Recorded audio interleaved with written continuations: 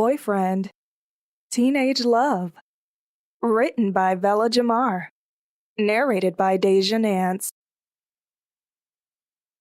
Chapter 11. I was now ready to enter my junior year and had no room for shitting up anymore. I was going to finish high school, and maybe I would go on to college like some of my peers were planning. It was good Marcus was out of my life. I should have replaced him with another boyfriend. Trina and I walked to the bus stop without Judy on the first day of school. Raymond was there looking almost as gorgeous as Marcus. We caught the bus to school and obtained our class schedule. It was a typical day. Nothing special as everyone greeted each other from summer vacation. At day's end, I walked home with the usual crowd. About a block away from home, Andre yelled, "Tandy! Tandy! Your house is on fire!" I rushed home to find it was only the garage. I don't know what story everyone else bought, but after a Sherlock Holmes inquiry, I knew my little brother and possibly his friend were responsible. I conned it out of him, but decided to keep his secret. Fires don't start on their own, not in most cases anyway. He probably burned our garage to make way for a swimming pool that their father promised them that they still didn't get, even when there was plenty of room after the garage was out of the way. As cold as it was in Richmond, I can't even imagine anyone wanting to swim outside. Later on, my mother did find out that my brother was in fact responsible and whooped the stew out of him. She must have done her own Sherlock Holmes investigation. Marcus rushed over as if he was so concerned. He was just being nosy like everyone else who was watching the firemen put out the fire. I pretended not to see him. I surely had nothing to say to him after he had left me in the cold to die. I should have thrown him in the garage to burn so he could never hurt me again. That boy had a lot of nerves. A couple of weeks later, he came and emerged from behind our bushes on the side of the house just as I was about to walk up the steps. He had been lurking about waiting for me to come from Judy's house. He knew I wouldn't stay there too late on a school night.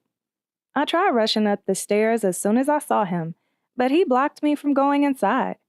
Still seething with anger, I tried pushing him away so I could go in. He was stronger and wouldn't let me go. I started wrestling to get out of his grip. I was furious from having to walk the long way home from North Richmond that cold night. He overpowered me no matter how much I tried fighting out of his arms brace. "I could have been killed out there, jackass!" I screamed. He kept apologizing while I continued trying to get out of his grip. He wouldn't let go until I stopped struggling. When he loosened me, I stood at arm's distance. I should have punched him for sure that time. I guess our fight the summer before let each of us know where the other stood, and so we kept our hands to ourselves in those early days. He realized he needed to give me some more time to simmer down and was pretty satisfied with his groundbreaking attempt to apologize. I told him I had school the next day and was not going to be outside talking to his ass all night. He put on his sad face so I could feel sorry for him. I ignored it and him totally and went inside. I watched him leave by peeking out the window. I wanted to run and grab him but couldn't move. I was getting stronger and disciplined myself to go upstairs instead. He'll be back, I told myself. He always returned no matter how much I convinced myself that we were over. I lay in bed regretting I hadn't accepted his apology, allowing him to hold me. I had missed him the past few weeks as much as I wanted to tear his head off. I fell asleep dreaming about my baby. I was always in mental chaos whenever we were at odds, right up until he came back. I never sought him out to make up. It was always his fault. Whenever we were at odds, he did whatever he had to do to make peace between us. The next day, he came over trying to make amends. "I'm sorry, but I told you to get in," he said, leaning on our porch rail. His eyes looked devilish and sincere at the same time as he tried to pull me near him. I yanked my arm and told him that I had passed by his grandmother's house and seen the car and started to break the window. He said that wouldn't have been very nice, especially since it was his grandmother's car. I hope he didn't think I cared whose car it belonged to, as mad as I was out there in the cold walking. "You should have knocked on the door. I would have taken you home." He stood up and grabbed me around my shoulder area and pulled me toward him again. I had weakened overnight and strength to push him away and allowed him to hold me. It was always good to kiss and make up, but I was not ready for anything more. We wrapped up talking and said goodbye for the evening. I watched him leave looking out the window again, this time with butterflies spinning around in my stomach. Marcus was in his last year of high school.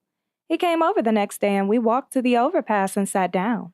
He talked about his new school, which he must have been enjoying as he bragged about how smart he was, like when he attended Woods Elementary. It sounded like those teachers at Berkeley High were giving him a run for his money that he probably hadn't experienced since leaving Salesians High, which he later regretted. He now had to catch the local BART train to school. We were hardly ditching anymore. I was dead serious about my studies now that I was down to my last 2 years. As the new school year began, I buckled down. At the previous year's end, I forgot to choose an English elective for my junior year, and as a result found myself in a third grade level class. They must have just picked any English class and tossed me in. I felt out of place to say the least. Those students were in the 9th, 10th, and 11th grade learning how to spell hot, shot, and got. Some of them were having a hard time, and I was flabbergasted. What in the world had they done the past decade while in elementary and junior high school? I knew back in the day a lot of our people had to be pulled from school to work in the fields so that the family could eat. They had reason for not being on top of their studies. It was ridiculous, at least. That is how I felt about high school students in the late 70s who could not spell basic elementary words. I went to the teacher with my concerns of being placed in the wrong class. I knew something had to be wrong. He said to wait for the test scores to come in. I went to class every day and received an A for the below average spelling test. It was worse than easy, and some of the students were struggling to pass the 10-word test. I just nodded my head in disbelief when some received a failing grade. A few weeks later, when the results came in, he said I belonged there. I had him as a teacher in the 9th grade, and that class was a higher level than the one I was presently in. I knew something was not right, but decided, oh well, it would be an easy A if nothing else. Marcus and I were together one afternoon, and I mentioned my dumb class situation to him. Boy, did he have a lot to say. Nothing but dummies go to Harry L's, he giggled. I don't know why you are so surprised. He bragged about Salesian High and how smart everyone who attended was. He laughed about the school I was attending, claiming no one there was eligible to come out on top. I strongly disagreed. There were some very intelligent people there. You get out of your education what you put into it. I wasn't exactly where I was supposed to be with my intellect, but that was due to some tragedies, which caused me to get sidetracked. It was hopeless trying to convince him otherwise, and so I changed the subject. He felt how he did about Harry L's High, and there was no changing his mind. My Aunt Jerry was down for her usual September visit. She always inquired what and how we were doing in school, and always wanted to know what classes we were taking. In discussing my 3rd grade class situation with her, she told me it was a total waste of time for me to remain in a class relearning how to spell sack, black, hack, and track 8 years after I had initially learned to spell them. She always made you think and take action, even when you'd given up. Thank God for her blessed concern. She urged me to talk to my counselor if the teacher wouldn't listen, and seemed more offended than I did when I'd realized I was wrongly placed. I felt bold and confident after speaking to my logical Aunt Jerry. When I returned to school on Monday, I went right up to the unconcerned male professor and told him I wouldn't be staying in his remedial class and asked for a pass to go see my counselor. He put up a little resistance, but saw how determined I was and gave me the requested form. The counselor didn't hesitate to change my classes around after I explained the situation. She was on top of her job and knew when a student meant business as we put our heads together and looked at the chalkboard where the entire schedule was written. She was attempting to change as few classes as possible to make the switch. When she figured it out, she sent me to an afternoon English class. We only had to bump a couple of my classes around, which was fine with me, as long as I wouldn't have to waste an entire semester in a class full of dummies. Anybody in high school learning basic 3rd grade words needed their asses whipped. I landed in Mrs. Joan Cohn's class, where I was met with more challenge than I could ever dream possible. She was a great teacher who had a hand in changing the course of my life along with all the other great teachers who had taught me over the years. She was so excited at the results of the first paper I wrote. I thought to myself, what is up with this lady? All I did was complete an assignment she requested of me. She praised that paper so much in front of the class, I was embarrassed at her focus of me. She didn't care and kept on bringing attention just about every time I turned in an assignment. She saw something in my writing that I obviously didn't. One day she read poems that students from one of her other classes had written. I didn't know how to write poetry, but was instantly attracted to the art of it.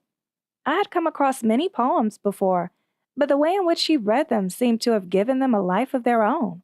I said to myself, I can do that, even though I couldn't at the time. Years later, I'd come to write poems for just about everything that affected me.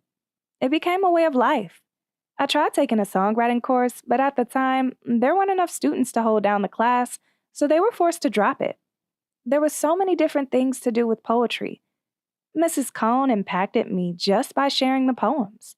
She had my undivided attention each time she read them with great pride. She was so proud of what her students accomplished with her guidance and was one of the greatest English teachers I'd ever had the opportunity of being taught by.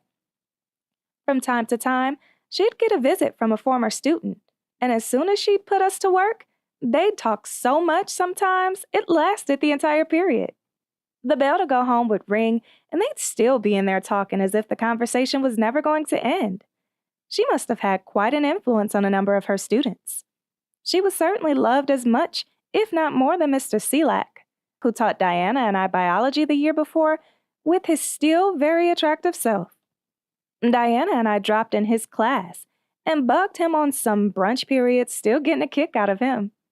Being in her class, in addition to my French, which I loved, and pre-algebra, which I hated, meant that I had less time for Marcus, though we still managed to come together. I had a lot of homework and catching up to do. I had so much, sometimes while I was in the clubhouse. Marcus talked while I did work from my English or French class. Mrs. Cohn had me write and rewrite the same paper so many times, it is a wonder my hands didn't break. Each time I thought I was finished with the final paper and prepared to fork it over, she'd bring out that red pen of hers and mark all over my perfect paper. I died inside each time she scribbled on it. It seemed like I had spent hours creating the perfect paper. I could not believe she marked all over it, sending me to start over again. She was getting me prepared to become a writer without either of us knowing it at the time. I also spent many lunch hours in the library slaving over papers from her class, while Diana and a few of our other friends enjoyed being outside having fun after they finished eating. Sometimes I missed lunch altogether. Her class was the last one of the day, and the reason I was pressuring to get finished. That lady demanded perfection when it came to writing. In our Black literature course, which she forced me to take the next semester, there were those comparison-contrast essays between Malcolm X and Martin Luther King, as well as Frederick Douglass and W.E.B. Du Bois, that we also slaved over. I can still hear her emphasizing introduction, body, and conclusion as the essential parts to an essay, which we wrote plenty of. My French class was easy. Most of the time, I understood everything the first time the teacher explained and was able to glide right through a test. I could even carry a little conversation. One girl who kept an eye on my test scores made a habit of asking me what grade I received. She always said, ugh, each time I told her I received an A, when she only received a B. I didn't know that I was the rabbit whom she was trying to keep up with at the time. And that's what smart kids do. They find out who the top student is in class and make them their challenge to keep sharp on their own intelligence. I read that of a father telling all 6 of his daughters in a great book titled Ditch Digger's Daughters, which is a most excellent read. A movie was made out of the book, but the book was much more interesting than the movie. Our teacher was a native of France, and we had a time understanding her sometimes. She was very nice and took great pride in teaching us her language. Some students didn't get it as smoothly as others, but had to pass the course to get into whatever college they were planning to attend. One day after I got home from school loaded with an armful of work, Marcus came and wanted me to go with him. I hesitated but went anyway. As soon as we got inside, I turned the light on and he turned it back off, grabbed and tried leading me to his favorite laying spot. I pushed him away, gently of course, and told him I had work to do and that it needed to stay on. He looked at me as if I were crazy for not wanting him at that very moment. I still loved him, but I had to stay on top of my studies. I did a few lessons from French and a pre-writing assignment from Mrs. Cohn's class, who always wanted a rough draft before the final paper. After an hour or so of studying, I put my books away and gave my baby the attention he so desired. He turned on the radio to an enjoyable tune and did his private dance routine just for me. He still professed he loved me, though I knew his cheating ass was messing around. I was being totally faithful to him. When we finished, I gathered my books and Marcus walked me home. The next evening, me, Olita, and Judy were on our way from Olita's house walking to Judy's house. Earlier in the day, while Judy and I were riding in her oldest sister Sabrina's little red Honda, I hollered, "Bitch," out the window to an enemy who lived down the street as we drove by them as they were walking. The enemy's big sister, Nikki, was with her and threw her hands on her hips and gave a peculiar look. I didn't know at the time it meant, "We are going to get you." It looked like they went and gathered a family of other neighborhood enemies and waited for me at the corner. When I got to the end of the block, Nikki said, Tandy, who were you calling a bitch?" Before I could even think about answering, it felt like I was attacked by at least 5 people. No one helped me. Judy stood in shock, and Olita quickly ran back home to safety. I somehow managed to get loose and ran halfway down the block before they caught and jumped me again. Next time I got away, I ran over Judy's house. After I told Trina what happened, she and her mama Ann walked with me to the corner where they were still waiting. Trina, with her little bitty itsy self, dared anyone to jump in. It sure felt good to have her as a friend that night. With my adrenaline up the 3rd time we fought, I whipped the shit out of her. Pitch black ass. I don't know what in the world possessed me after I beat her while sitting on her, but I leaned down and bit the holy shit out of her.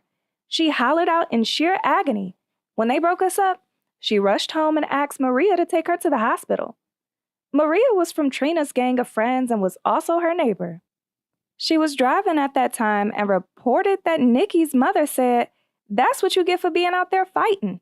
I bit deep, and the bite required stitches. Her little sister, who used to bump into me on purpose with her shoulder each time she passed me in the hallway, was the cause of me calling her a bitch in the first place. After the fight, she never bumped me again. We walked home after the quarrel, and Trina's mother, Ann, who I believed got slapped by one of those assholes, went over her boyfriend's house. Trina wanted to go out and asked me if I was okay as we talked about the fight. She then asked if I would mind babysitting, which was her real agenda. I don't know what in the world she would have done without me, Snoopy's first 4 years of life, because I sure watched him more than anyone in the house behind her mother, who kept him during the day while she went to school. Judy always hollered out no each time. She even looked like she was going to be asked. I had no plans and said yes, that I would watch him. She left to go out with her girlfriends to a party. As we were settling, Marcus knocked on the door. Judy answered, and before he could even say hi, declared, "She's not going anywhere because she is babysitting," in her customary loud voice. I stepped out and talked to him on the porch as Judy opened the curtains wide to make sure we wouldn't steal away. He didn't want anything other than to let me know, "I heard you got your ass kicked," and laughed. There was no need of trying to convince him of anything different. He was sticking with the story he'd heard. We finished talking as Judy continued looking out to ensure I wasn't going to make her babysit for the evening. I went back inside after kissing him goodbye. He went and found something else to do for the evening. Sometimes if I babysat alone, he'd stick around until their mother came home, but if Judy was there, he'd leave. It just depended on how much patience he had and how bad he wanted me. I don't remember whose suggestion it was, but Judy and I poured a full glass of E&J mixed with milk. She didn't like it. After I gulped my drink, I finished hers as well. Before I knew it, I was out. I didn't know what in the world I was doing. And though she was adamant about not keeping Snoopy, she had to keep him after all. I was so drunk after having downed all that liquor, I couldn't move. I knocked out on the couch until my body woke me so I could throw up, which I did on the carpet on my way of trying to make it to the bathroom where I threw up again. I vomited once more by Trina's bed. Judy hollered, "You better get that stuff up." I did my best in the condition I was in before flopping in Trina's bed and going to sleep. Judy told each of her siblings who came in and inquired of that smell what I had done. They all said their mom was going to get me. When I woke up with a throbbing pound inside of my head, I went over the spots where I threw up and cleaned them again more thoroughly. I felt like an idiot. I didn't get what in the world people got out of being drunk, but whatever it was, I sure missed the mark. We sat at the kitchen table talking as my head kept banging against itself. When their mother came through the front door and inquired, "Who drunk my drink?" That was my cue to fly out of the back door to avoid running into her. I went home and went straight to bed and never had a problem with alcohol again. At school on Monday morning, everyone was talking about the fight and boldly came up to me and asked if it was true that I bit a plug in the face of the girl from down the street. It seemed like it was all over the school. They said there was a literal bite print on her black face and that I got a good grip before they broke us up. There was modest tension as we passed each other in the hallway, but for the most part, we left the fight at home and didn't touch on it too much at school. She spent most of her time explaining the teeth marks on her face to everyone who asked about her two-tone discoloration. I loved Marcus dearly, but he was turning into a mild monster torturing me after our sessions, and I did not appreciate it. He was no longer the young man I had fallen in love with almost 2 years earlier, and I kept telling myself that I was going to stop going with him the few times I was still accompanying him if he didn't stop. On one more occurrence of his torturous behavior, the visits to our domain away from home came to a complete halt. I didn't share with him that it was our last time going to the clubhouse, and decided instead to show him the next time he had nerves to ask. I walked home alone, as always, after his strange behavior. He always apologized afterwards, but I just didn't understand why he was acting so weird in the first place. One evening after I came home from trick-or-treating, yes, we were still getting free candy in the 11th grade, Marcus appeared as I was about to go inside for the evening. He had been waiting. I had a habit of putting those plastic things that hold a tag to a garment between my teeth, using it as a toothpick of sorts, a habit he was long familiar with. He took it out and kissed me. He was still a good kisser. He asked me to go with him to the clubhouse, and I said no, remembering the promise I had made to myself. All of a sudden, he got nasty and forced my arm behind my back and thought he was going to make me go anyway. I don't know how I ended up on the ground, but as we struggled, my big mouth alerted my mother. When she opened the door, he immediately backed off and left without either of us saying goodbye. I believe he had just come from church. They sometimes missed Halloween because of it. It wasn't necessarily a fight, but things were left in the air.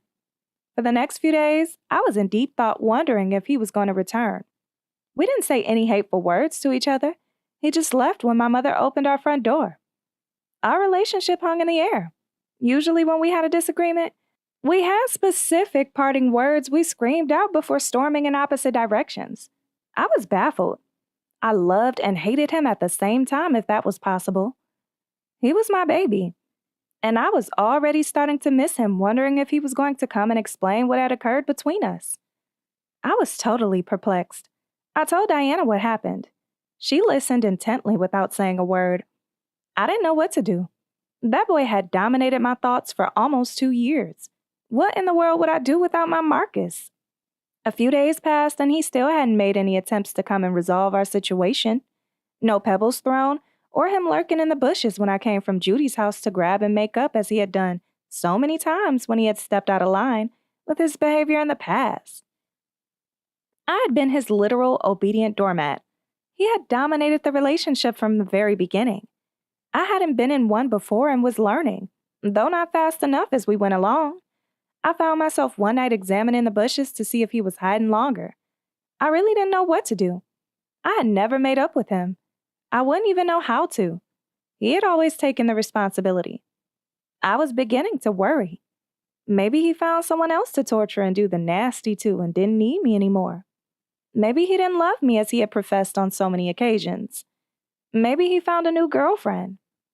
I began to accept the fact that he was gone and had a time moving forward without him. He still dominated my every thought. Life without Marcus was going to be different. It seemed strange that he wasn't hassling me about going to the clubhouse. It seemed even stranger that he was no longer throwing pebbles at my window. I was used to him being a part of my life. All I talked about to Diana when we were at school or as we walked home from school was Marcus, Marcus, and Marcus. She grew tired of hearing me go over the same old thing since I didn't have anything new to report due to our breakup. I missed him and wondered if he was missing me. Oh well, life had to go on. I wondered if I would get another boyfriend and if he would be as cute as Marcus. I occupied my time that Marcus normally took drowning in homework from Mrs. Cohn's class and some from my French class. Sometimes I brought my sewing projects home and spent hours breaking just about every needle my mother had practicing on her sewing machine. It was good spending time quietly in thought getting ahead with my studies. I found myself spending the most amount of time on assignments from Mrs. Cohn's class. I had to perfect the essay in the perfect order she pounded into our heads. She encouraged all of the students who were in her class, but blatantly gave special attention to those she felt had a future in the literary world. Years later, one of my neighbors said she was trying to persuade her to send her work to Hallmark. She was really a great teacher. Other times, I went to Judy's house and made myself at home, as I had for the last 2 years. Some mornings, we'd just sit on their porch and talk for hours in the warm sun until it disappeared and turned into shade. I tried a number of things to get that boy out of my mind, but it was useless. He was stuck in my heart, and I could not stop thinking about him. Why did he have to be such an ass? Why couldn't he just come and make up as he had in the past? Why did he ever bother me in the first place? I was totally lost without him. One day, Judy and I were talking and realized that Olita's birthday was coming. She asked Olita's mother if we could give Olita a party. She not only said yes, but that we could give it at their house on the south side. We gave out flyers and told everyone. I can't honestly remember, but it seemed like Raymond made an appearance, which was encouraging to Olita. He wasn't quite giving her all of his undivided attention, which she was determined to get. On the night of the party, someone put in purple lights, which made everyone look like purple monkeys. It was a nice little turnout.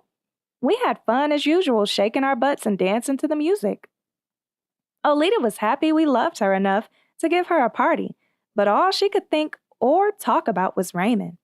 He was dominating her thoughts as Marcus had taken over my feelings. After the party ended, we cleaned up and went back home. I don't know what made us leave school so late a few days later, but as we were getting ready to journey home, we saw Marcus walking from Raymond's football game. It was held at Nicholas Park, which was across the street from our high school. Diana said, "Hi, Marcus," in a rather flirty voice. He smiled, showing off his beautiful smile, and said hi back to her. With history between us, we didn't say a word as we quickly glanced at and away from each other. It was as if we were total strangers. He was walking alone and still handsome as ever with his knock-kneed self. It was very awkward seeing him, and I couldn't wait to walk ahead to get out of his sight. We took an alternative route so I wouldn't have to keep looking at him. It was our first time seeing each other since the Halloween scuffle.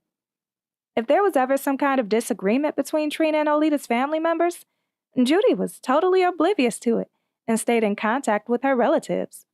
We still went around the corner, and we still had to pass Marcus's house in so doing. Each time we did, I hoped not to run into him. My heart was still mending from our recent breakup. I could not believe he did not want me anymore. What could possibly have gotten into him? He needed his head examined for sure, I concluded. Life was lonely without him.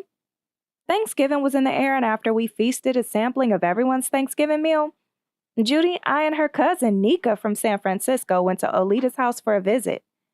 We made our way into the kitchen for some dessert. We were really full afterwards. We sat and talked for a good while and then got up and waddled back home like ducks. What I was hoping to avoid came to reality when we saw Marcus talking to a real skinny girl near the end of the block on our way home. I was shocked as we passed and could barely keep my legs under me to keep moving.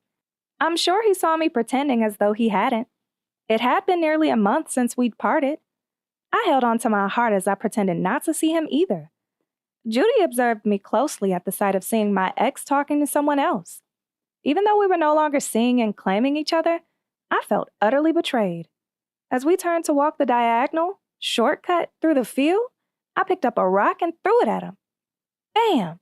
It landed perfectly on the back of his head. He didn't know what had hit him. He certainly wasn't expecting it. He was faced in the opposite direction, still talking to her, and couldn't see who of the three of us threw it at his cheating behind, though I'm sure he knew it was me. I don't know where I'd gotten the boldness, but my aim was perfect. He acted like he was engaged in serious conversation, as he stood there looking so eloquent. He acted as if he had the right to be talking to someone else during our breakup. I was being totally faithful to him, even if we were never going to get back together. He was probably trying to get some sex. I knew that boy like the back of my hand and knew his only interest in girls was sex, sex, and more sex. I felt he was trying to make me jealous, even though he had no way of knowing I would walk down the street at that precise moment. I didn't care what the reason. All I knew is he had stepped completely out of line as he continued talking to her after he saw me. In a very calm and sexy voice, he said, "Whoever threw that rock really shouldn't have, and would feel wrong if I came over and did something to them." It wasn't his nature to fight girls. I wasn't worried and kept silent not to let on that I was the one who'd committed the crime. He said his dad told him as a young boy to never hit a girl, except for the few times he hit me mildly in the clubhouse. He did not have a reputation of hitting girls, especially in the way he fought viciously with the fellows he got into it with. He missed his dad immensely and hung on to every good thing he taught him before his death. Judy, who liked running that big mouth of hers, responded as they started arguing. I never said a word. Nika and I waited for them to conclude their meaningless argument while we stood in the field. I glazed at him, standing there looking so good. I should have gone and claimed being the culprit so he could take me away to resume our lives together. I had never attempted reconciliation even once since we began seeing each other. When they finished, we resumed walking to Judy's house. We laughed at my perfect shot to his head. This has been Boyfriend, Teenage Love, written by Vella Jamar, narrated by Deja Nance.